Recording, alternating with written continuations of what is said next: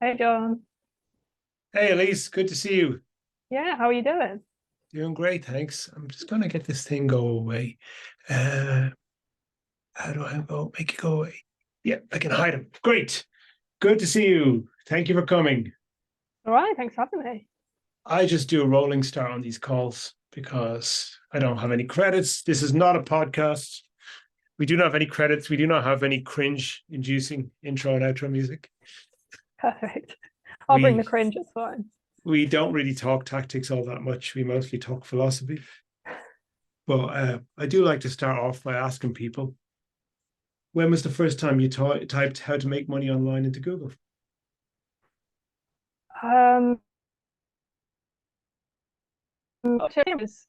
this time around was probably July of 2021. And then I realized that I actually paid for my driving lessons in my first car in a very niche way by selling tropical shrimp online and sending them through raw mail. What? You're sending Yeah. shrimp in the mail?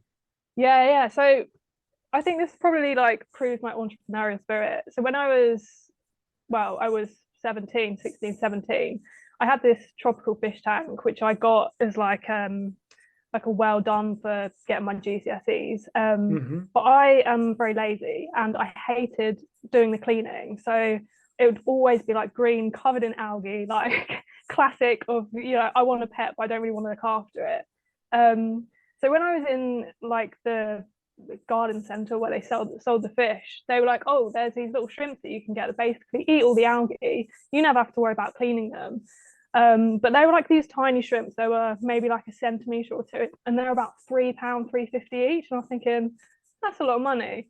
So I was on this forum at the time, thinking about like speaking with other people who had fish tanks, like how to look after them, how not to kill them, basically. And there was this guy selling them for 50p each. So for £12.50, he would send you 25 shrimp to your house. Okay. So I was like, I mean, that's a better deal, like because they also breed like rabbits. So you'd have like 25 shrimp, and then probably by the end of the year, you'd have 100 sparkling clean tank. Like it was great. Um, so yeah, he sent them. They were great. That was fine. And then I was like, oh, how many shrimp do you have? Like, do you have a lot? Because I was thinking, hold on, if they're being sold at £3.50 each in my local fish shop, and he's selling them for 50p each, like There's an arbitrage opportunity here. outside, yeah, were coming in my eyes. And he was like, no, I've got like a whole like breeding setup. And I was thinking, great. So I would list them on eBay for 30 quid for 25 shrimp.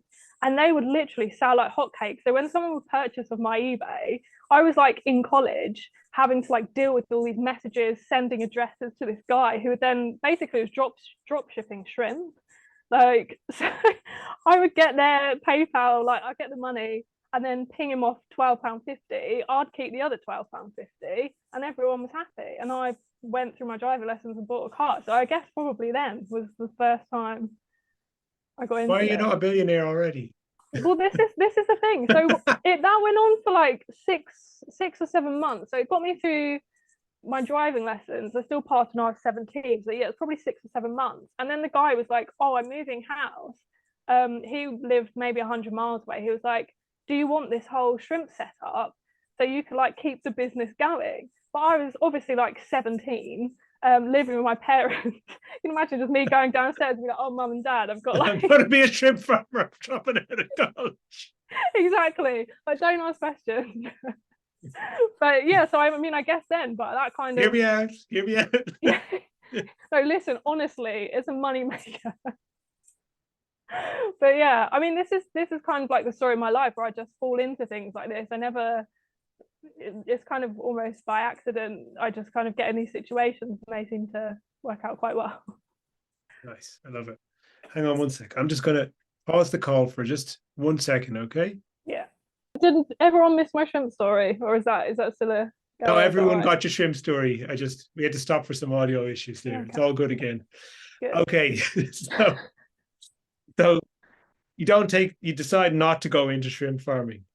Well, I was kind of forced out of the shrimp farming business, unfortunately. But I got into another type of farming then. So maybe the farming's in my blood. I think that's You next got into horses, right? chickens. That was I mean, before the I horses. didn't get into chickens, but Species every time. yeah, literally. No, yeah, so I kind of just went from job to job. So I left college, just kind of went, like you do. Like I worked at Argos, I worked at a sports shop. What's that? What were you doing at college? I was doing psychology, photography, and ICT.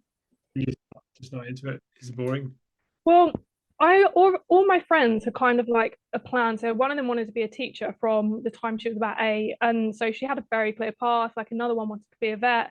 They both ended up doing what they're doing, and I was just like, I don't really want to do anything. Like I didn't have any specific interests or anything that I could kind of see myself doing longer term. Yep. So I just kind of did like a broad few subjects. But I actually left after, I think it's like they call it AS levels. So I stayed 1 year at college. I didn't get my full A levels. And I had a job in the summer. They offered me a full-time role. So I thought, well, as there's nothing, like I don't want to go to uni or anything. So I just took it then. And then yeah, just worked loads of random jobs really for the next 6 or 7 years. You are what age now? 29. Awesome. So when did you actually decide I'm going to start writing for a living? How did that happen?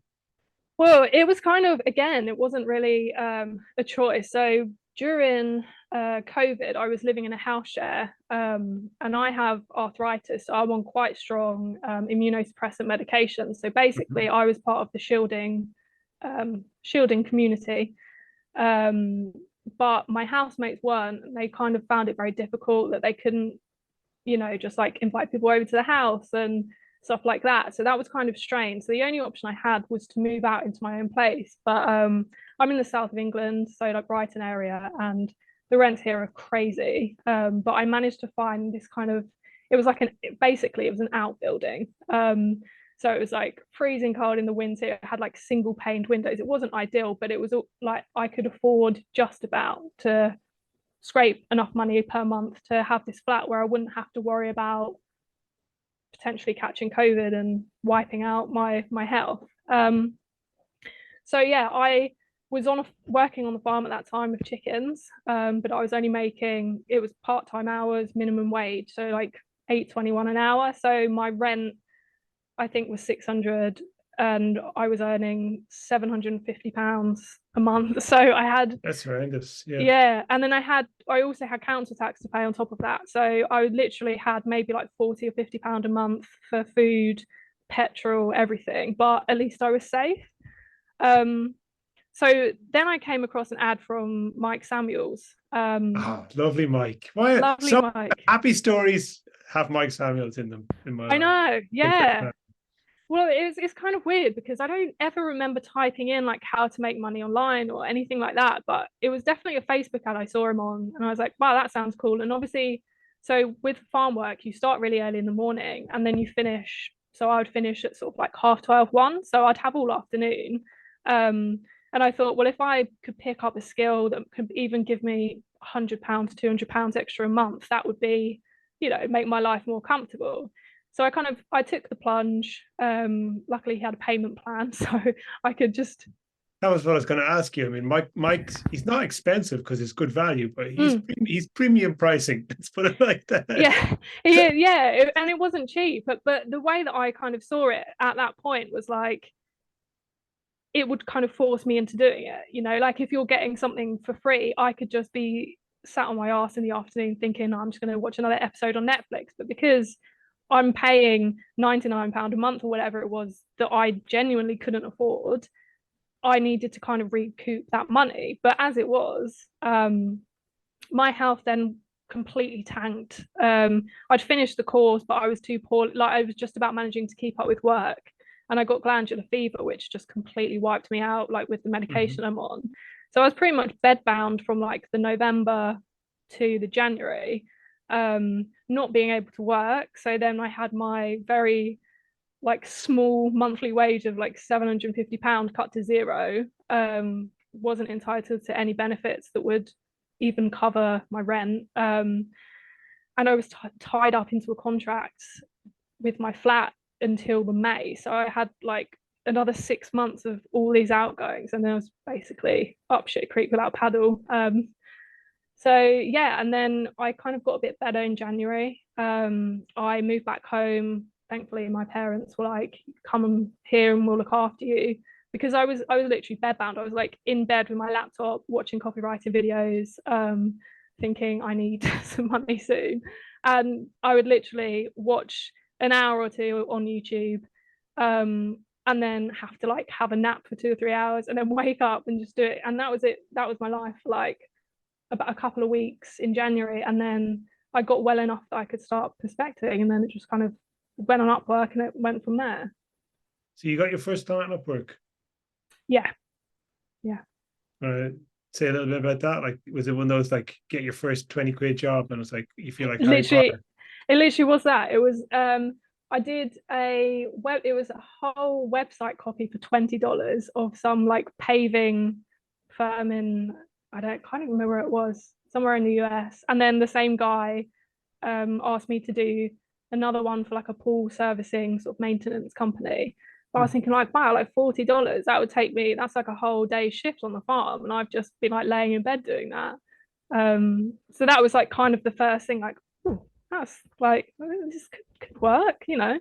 And I think that, you know, in a way that was kind of good, the fact that I was so skint and the wages from the farm were so poor, because I wasn't ever going into it thinking I'm going to make £10,000 a month, and until I do that, then I'm a failure. It was kind of like anything that I was getting was I would like grab it with both hands, like, this is great. Yes. Yeah. Common theme with people I talk to is that great work gets done when someone's got a gun to their head. Yeah. That's it. But I think like obviously at the time it was horrible, and it was just like such a weird time to be living in as well, because obviously the few years before that, a couple of years before that, we had all COVID and all of that, so we were all shut in, and then everyone was like coming out. I then get really poorly, and I was sort of self-imposed lockdown because I was too poorly to go out. Then had to lose my job at the farm because obviously they couldn't keep that open. And I was like, wow, this is not what I had planned. But it's a happy ending, I guess. So yeah, no, it is. I mean, that first time you get paid for doing something but you didn't have to go anywhere and it just came to your computer, it just does feel like magic. It really does.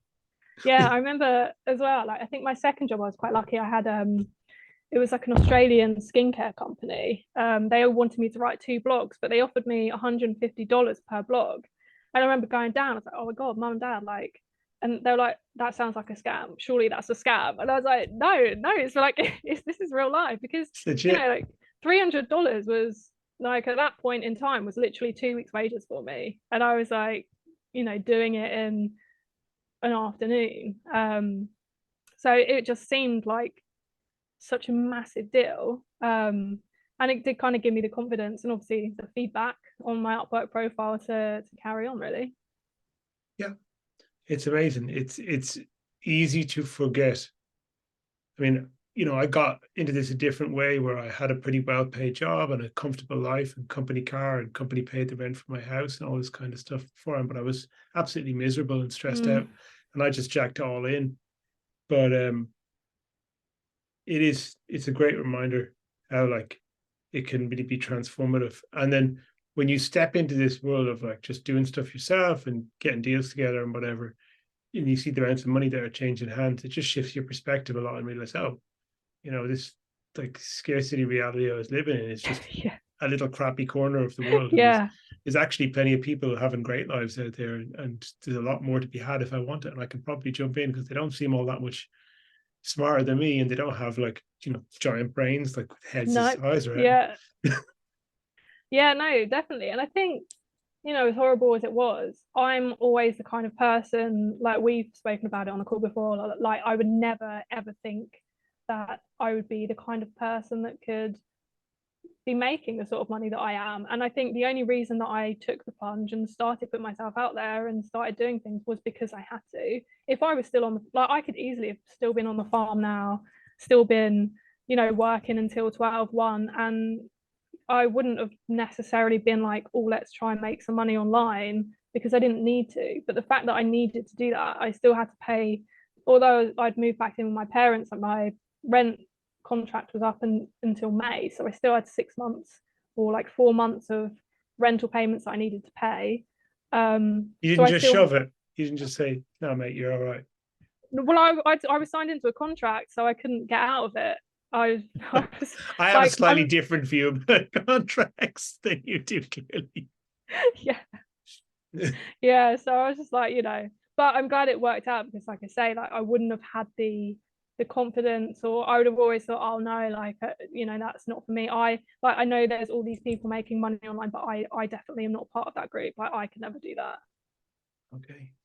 Now, that's where things started, and that's already pretty damn good. But the thing is, what I wanted to talk to you was like, you basically just went straight to the top, because you're working with your conversion partners, and a particular guy named Mr. Chris Wright is really one of the top copywriters in the whole world today in terms of the money he's generated for the clients and the promotions he's worked on. He's incredibly prolific and been incredibly successful, and you're a core member of his team right now, right? Yeah, I've got you to thank for that though, actually. It was one of those where I kind of did on and off jobs. I was fairly lucky when one of the Upwork jobs I applied for really early on, I think it was in like the March, and I'd started, my first job was at the end of January. But I got a job at an agency, like e-com agency, for 3 or 4 months.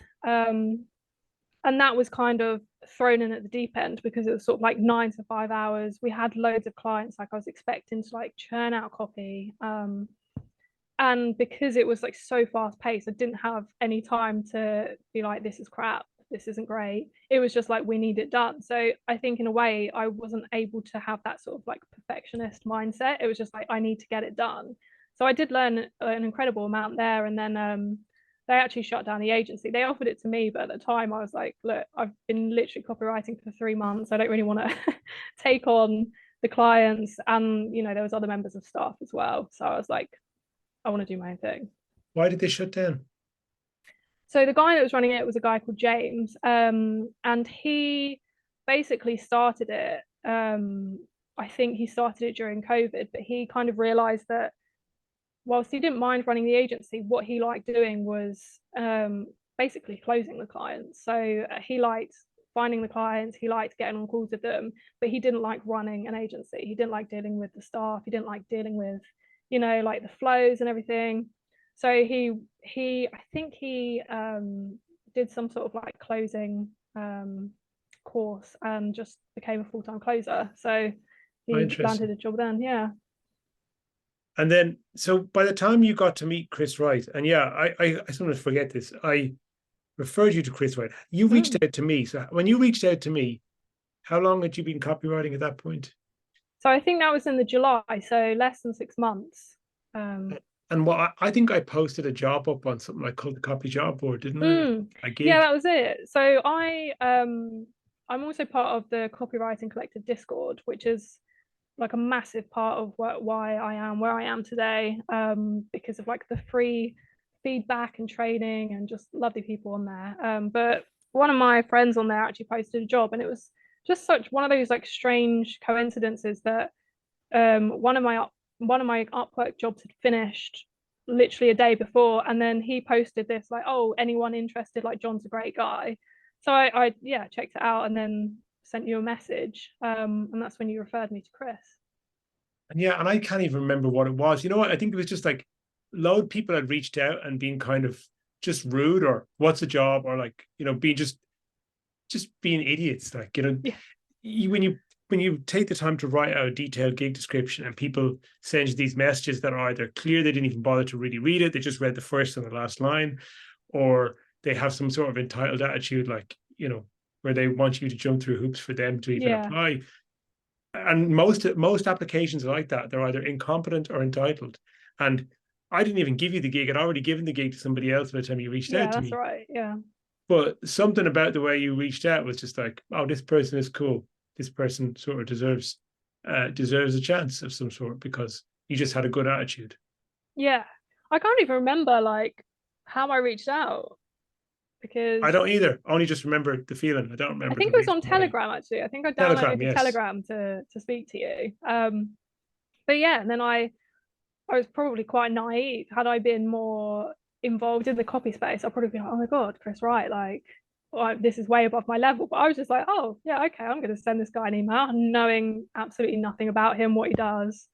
Yeah, and then I got on a call with Chris, and I think initially we signed up. He asked me to do some test emails that there was just 3 email swipes that were like very short, 6 or 7 lines, probably not even that. And I remember like he sent me a loom back and it was like 29 minutes long of like tearing my emails apart. And I was thinking, oh my God, like this is serious. This is not just like ecom where it's like, this is 50% off. This is, I was like, what have I done? But yeah, he was like, no, I think it's great. Like a couple of rounds of edits and it was fine. And then, yeah, I went on part-time with him probably about this time last year, actually, about a year ago. Yeah. So you were what? You were 6 months in, or maybe 6 months 8 in, months, yeah. 7 months in. Yeah. 6 months That's in. crazy. So like you've had a year basically going from being pretty much a brand new beginner to accelerating your experience a little bit by working in an agency, so you get a lot of output in a short period of time, to then working with probably someone who's definitely not probably someone who's in terms of active copywriters today, someone who's in the top 10 in terms of like the level of success they've had just out of nowhere. Just out of nowhere. And yeah, I'm still have to like pinch myself because also obviously Chris is the owner, but I deal with a lot of stuff with Chris. It's not like he's sort of the owner, no one can touch him. He's very like approachable, everything gets signed off through him. But I'm also working, like my copy chief is Tom McCann, which I think you know. Oh, Tom's a great lad. Yeah, I was just chatting to him on Messenger this morning. No way. Yeah. No, yeah. So Tom McCann and also this guy called John Fisher. I don't know if you know him. Don't know John. South African, also a lovely guy. But wait a second, I do know John. Is it Jon, like short for Jonathan? Yeah. Yeah, another lovely fella. Yeah. So I feel like I've definitely fallen on my feet because they are some of the most loveliest people that I've met. And I can imagine when I joined, especially John, because it kind of goes like if I have a bit of work, I submit to John, and then he sort of does the first round of chiefing, and then it goes to Tom, and then he does the next round, and then it goes to Chris. But I can imagine John looking at some of my work and thinking, where the hell did you find this girl? Like, but they none of them have ever made me feel stupid or anything that I've needed explaining. Like I'm asking, I think even at one point it was like you need to write a lead, and I was like, I don't even know what one of those is. Like, what is a lead? But they've never ever made me feel stupid. They've always given me the time and explained things and actually been you know, like they care about my learning. They want me to do well. And I think that's the difference when, you know, you're working with clients that kind of just like, oh, you need to change this, or oh, you need to change this. And although, you know, it's more of like a collaboration, your conversion partners, it's nice to be able to like trust these people that you can go to them and say, hey, I don't know how I feel about this, but what do you think? Yeah, no, it's a learning experience that most people would be very, who know what the score is and know who's who, will be very envious of. For sure. 100%, yeah. I didn't know that John and Tom were working with Chris as well. I knew Tom was like, he's got a couple of different things he does. He's not. Yeah, he's not solely with us, no. But yeah, it's awesome. And Chris, the way he is like, yeah, he set it up as a kind of agency structure, but the person he is, he's like, he doesn't want to ever get far from the work, right? No, absolutely. He's not the kind of agency owner who wants to just delegate and focus on closing deals. He's the opposite. He's more about like product quality at all costs. 100%. Yeah. And that's so evident, like, because whilst it can be, like we've spoken about before, where you write a piece that you're really proud of and then it goes to somebody and they absolutely tear apart, but it's not done in a horrible way. It's all done in like, this is what I would have done, this is like, and this is the reason why. It's all very like strategy based, rather than, oh, I wouldn't have used that word, I would have used this word instead. Yeah, and this is to do with someone having not just experience but proof of results, right? 100%. You know, because when you deliver work to a client, they say, I don't like this, I don't like that. Well, they're changing it. They're changing things And they may be correct. And sometimes clients know their market very well. And sometimes they know, oh, you know what, I tried this angle before and, you know, I didn't like it. I got a lot of unsubs. I got a lot of angry emails. I don't want to go down that road again. I have one client I work with, and they're just like, one thing they keep on stressing to me is like, our customers hate sales and marketing. So please just don't be a marketer, bro. And I'm like, okay. And I actually, when I write for them, I kind of stick that at the top of the doc. Our customers have sales and marketing, to remind myself while I'm writing, just to not drift into that territory. Yeah. But other clients don't necessarily know much about the marketing, but they know what they like. And what they like is usually stuff that makes them look good. And it's not to criticize, they're not bad people for it. They're only human. We all like stuff that makes us look good. We all have a bit of flattery. 100%, yeah. But what makes somebody look good and what actually makes a customer, what turns a lead or a reader into a customer, is two completely different things. And that's why working with people like Chris is so valuable, because he's been down the road deep, far and deep enough that he knows what works and he knows what doesn't work for his market. He's very, very well versed in it. And he's got the receipts to prove it, that 100%, what he's saying is legit. Exactly. And also he's worn so many different hats. Like, obviously I think your conversion partners have been going for like 18 months, maybe 2 years now. But he's also been like an offer owner. He's also been both sides of it. So he's not just like, I write copy and here it is. Like you say, he's very involved, very hands-on, and he can see it from all angles rather than just like a singular view, like, this is what I think copywriting wise. He knows the ins and outs of everything. So when I got into copy, I'm just at this point now, you're about 2 years in? Yeah, about 18 months in. Okay, amazing. My guess is, I'm pretty much sure, I almost know for certain, that you write better than me, and that you write better than most people who've many years more experience than you, simply because of the quality of experience and education you've had, and you've had a level of personal one-to-one mentorship that most people couldn't afford to pay for. Like, you join a coaching program to get a bit of that, and you might pay anywhere from, at the lower end, $3,000 up to 5 and 10, but you're still in a group program where you have a limited amount of one-to-one time, and it is what it is. But like, the level of one-to-one mentorship that's needed to become really, really like world class is many, many hours over an extended period of time. I think very few people get to have that. So what do you think has changed over this period in like how you approach the writing, and what you understand about why you're writing something when you're writing this? Massively. Like, it's honestly like chalk and cheese. So now I'm at a point where I'm at YCP pretty much full time now.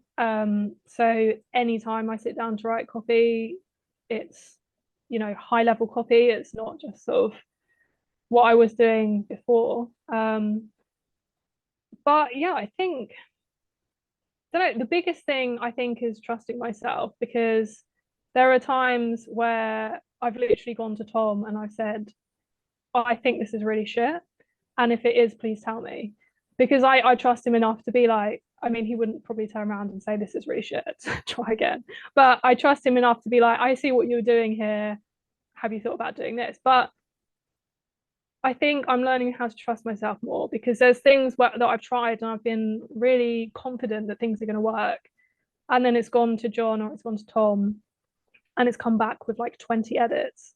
Whereas now, if it's, I don't know, like 5, 6 email swipes, they will still come back with edits, but it will be like 2 or 3. And I think because I've been so involved, it's kind of hard to step back and see where I have come from and where I am now. So it can kind of feel like you're not making any progress, because if you look at it, you're sending off a piece of work that you spent hours on and it's coming back with, like absolutely torn apart.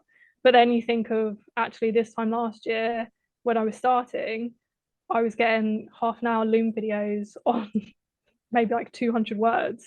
So I think, I think the trusting myself, and because like you say, when I started, I had no copywriting experience at all, really. So, I had none of the theory. I hadn't read the books. I hadn't read Great Leads. I haven't done it the standard way. that when someone's like, can you write a lead for this? I'm like, I don't even know what one of those is. Like, quickly go on YouTube, what is a lead? But yeah, I think as well, just like the confidence that I am quite resourceful and I am quite resilient in all aspects. But I think the fact that if I trust myself and if I go in with the confidence of somebody that would be in my position, then it would probably be a lot easier and I wouldn't stress as much. And I think that's something I need to work on, something we've spoken about before. Mm-hmm. When you started at the beginning, because I know you're used to it now, and like getting to that environment of working with people who are more experienced and having, handing them something that you work for hours on and having it ripped to pieces and then write it again. Like, you get used to that if it's happened to you a few times, but early days, that's quite a crushing and ego crushing experience. Oh right? God, soul destroying. How did you feel about it? Like, did you have any moments where you thought, fuck this, I can't do this, or I'm not going to do this, or I'm not tolerating this shit anymore? Yeah, it wasn't, I've never like thought that about working with Chris, but it kind of more hurts like maybe copywriting's not for you. It's not like I can't take this. I'm just like, well, maybe I'm just shit at copywriting. Like maybe I need to go back to the farm because I can pick up eggs and I know that I can do that. Like I worked it out when I was still working on the farm with my boss then. I worked it out that during my entire stay at the farm, I would have picked over 5 million eggs in my like 3 or 4 year 4 year stint at the farm. It's like, see, I know I can do that. I put in the reps.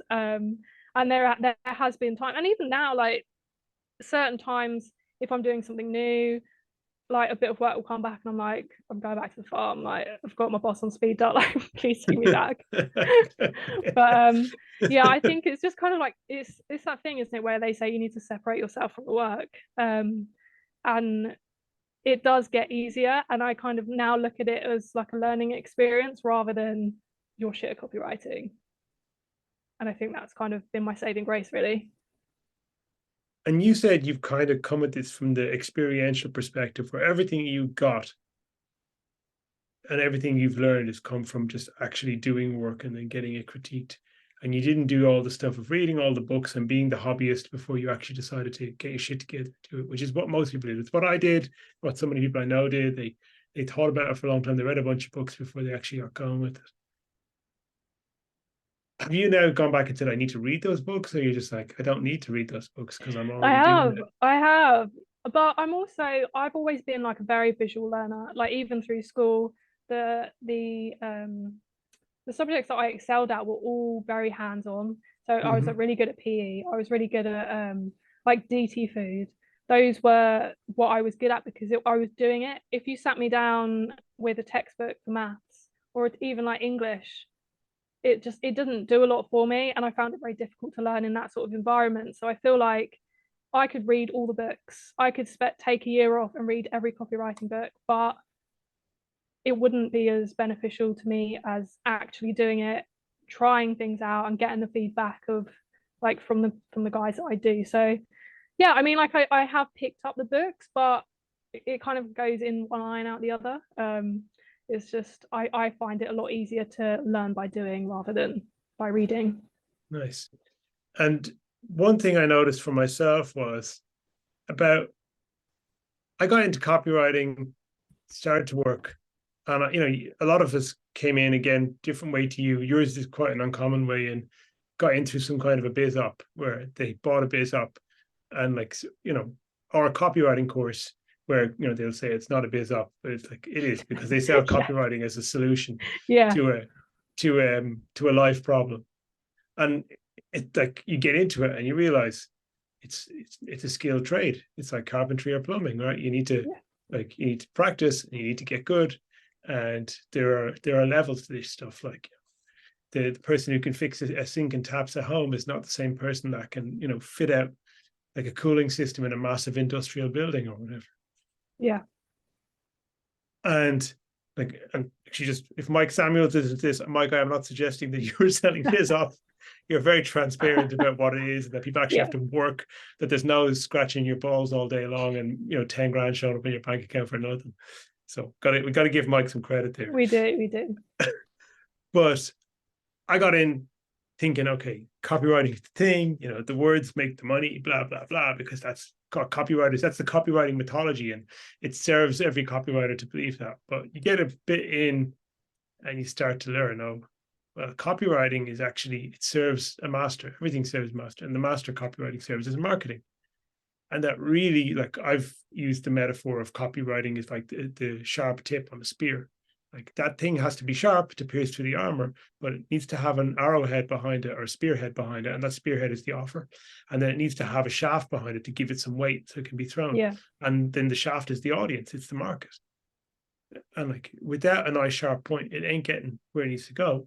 But that sharp point in its own is doing nothing for you. So you start to realize that marketing exists.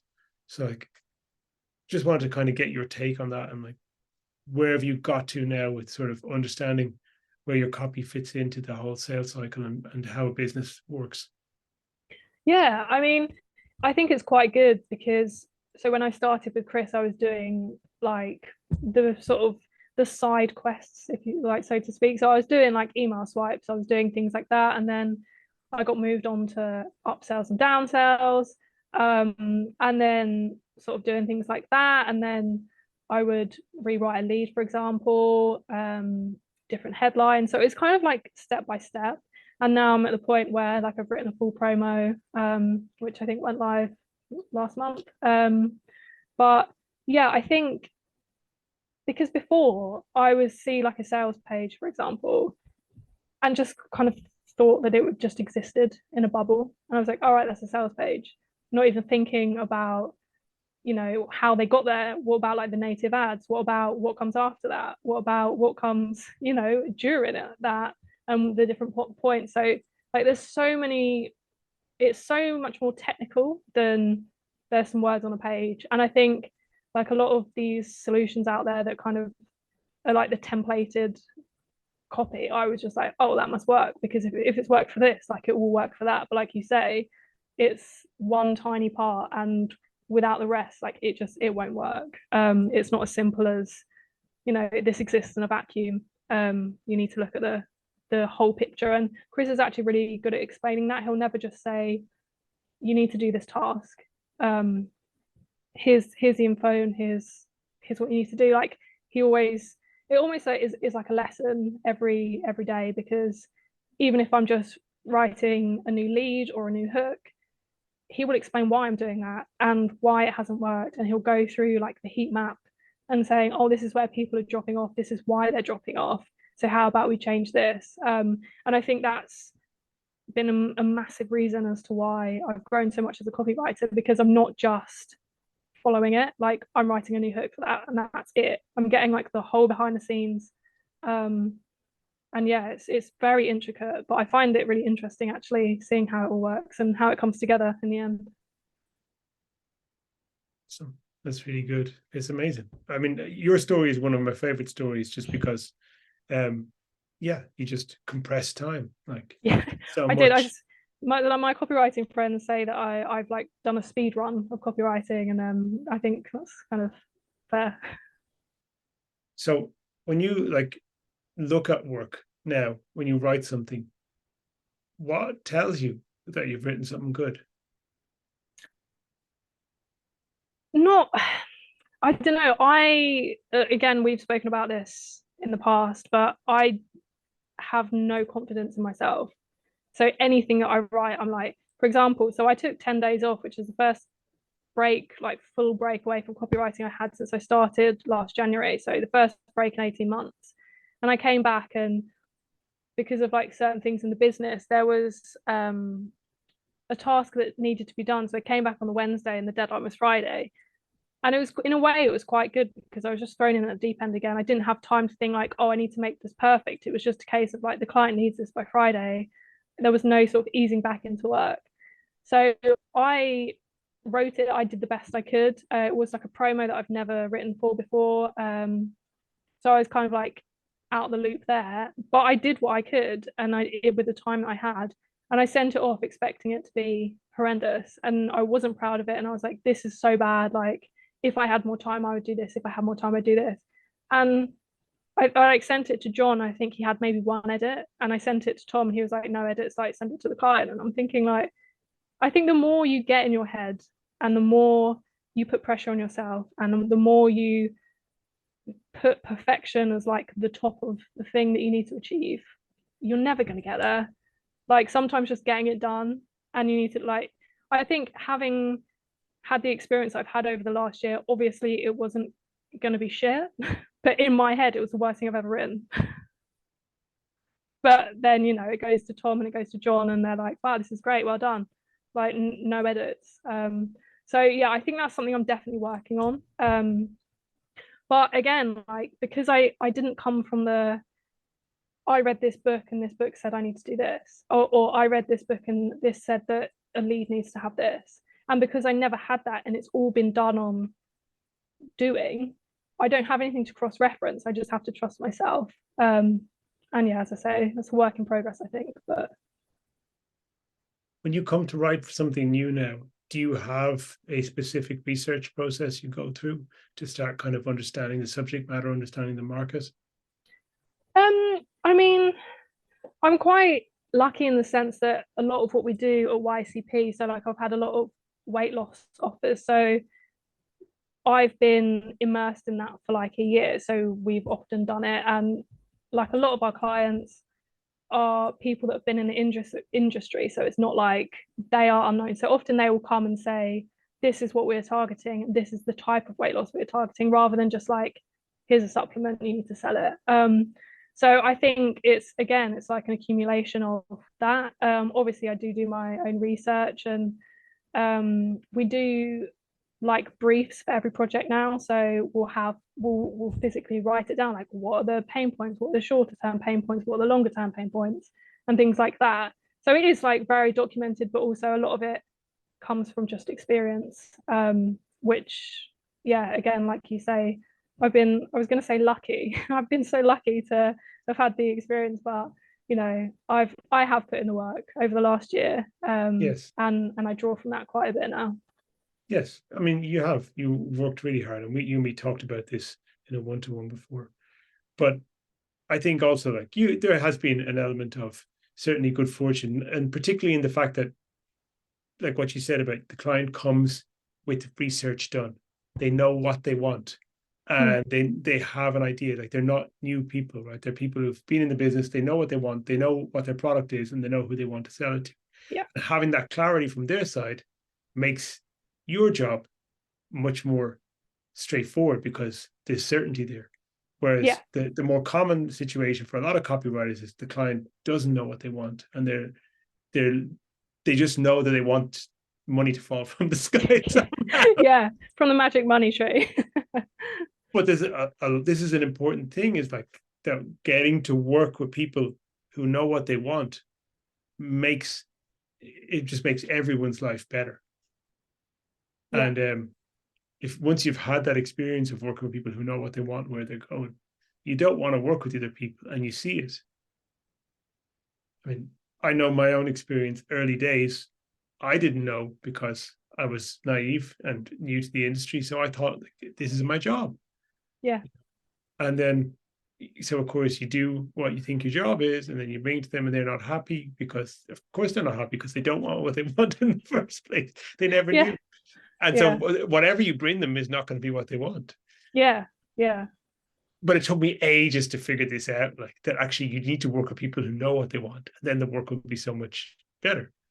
Yeah, definitely. And I've definitely had that experience with like Upwork as well. And I think one thing that, I mean, there's so many benefits to working with Chris, but the fact that he just deals with, like, I have no dealings with any client at all. So I will just come to work and I know what I'm doing and I write the copy. And even though when it comes to sending the copy, I don't get involved with anything. I have no calls. I don't have to worry about any client facing things at all. And I think that has, because I haven't had any of that, that's also allowed me to work solely on copy and getting better and sort of like sharpening my axe rather than dealing with all the other stuff that most copywriters have to deal with. So yeah, it's interesting you say that, because freelancing is like, it's not quite a business in the sense that there's not a team to be managed or whatever, but it has a lot of the features of a business in that you have to do the marketing, you have to do the sales, you have to do the administration. Like you've got to do all the bits, and like doing the actual work of sitting down and writing copy is maybe 30 to 40% of Yeah. it. Yeah. If you manage your time well. Yeah. Best case scenario. Yeah. Best case scenario. Like you have to be always on the hunt for new stuff. You always have to be thinking about what's coming down the road. You always have to, do I have paid my taxes, blah, blah, blah. So yeah, being in a kind of situation where you can really, really focus in on getting good, it's a powerful thing. Yeah, definitely. And I think, you know, you can see it compound. Like, so I started off with Chris part-time. I think it was maybe December last year that I went full-time, but even just like in this 8 months compared to the first 4 months, it's just crazy to see like how different. Like even I look back at things that I've written less than a year ago and I'm cringing. I'm like, no way did I write that. You talked a bit about like what you were doing before, and you were working on a farm and struggling to survive and all that. What does it feel like when people around you, like friends, family, and people you know, sort of see this transformation in your life, and how you've gone from struggling to being really successful in a short space of time? What do people think? Well, I'm lucky that I have the best friends and family, and these are like my friends I've known for 20 years. They've been my friends since school. So they've seen me at every point in my life, like the lowest points in my life, the highest points in my life, and they are genuinely so happy and excited for me. They're not in any way jealous or, you know, like, oh God, I wish that was me. But I, like we spoke about before, there were times, obviously, when I was working on the farm, they had no money. A friend would be like, oh, do you want to go out and grab some dinner? And I'd be like, oh yeah, yeah. And then without even me saying like, oh, I can't really afford that, she like paid for dinner. And it was such like a random thing. She was like, oh no, don't worry, like I'll get it. And she probably doesn't even remember doing that. But I remember it now. It was like three years ago. 2 or 3 years ago, but it at the time it was such a thing where I was like, that was so kind. And it was just kind of like, oh, it's fine, I'll do it. But now I'm that person, and to be able to do that and to be able to pay back literally and metaphorically the people that have, you know, been there for me when there was nothing in it for them, is, I think, something that is the best part of this. Like I am still very much in a pauper mindset. Like I don't have many outgoings. I am wearing the same clothes that I wore 5 years ago. Like I'm still on my poor girl grind set, and I still go to Tesco's and like, oh, what's the cheapest beans? Like they've gone up to 40p. Now I can get them for 25p. Like I'm that's just how I am. But to be able to spend money on other people, even if it's just like a dinner, because I know that when the roles were reversed, like how much difference that made. So to be able to do even something that's considered quite small is the best part of the job, I think. Awesome. Love it. I think that is a good note to wrap things up on. Perfect. Feel good moment. Feel good moment, yeah. Thank you. Where do people find out about you, Elise, if they want to know more? Probably just my Facebook is the best place. Yeah. I'll stick the link to that in the video description. This has been a great conversation. It has. Thanks for having me on. Okay, I'm going to stop the recording now. Lovely.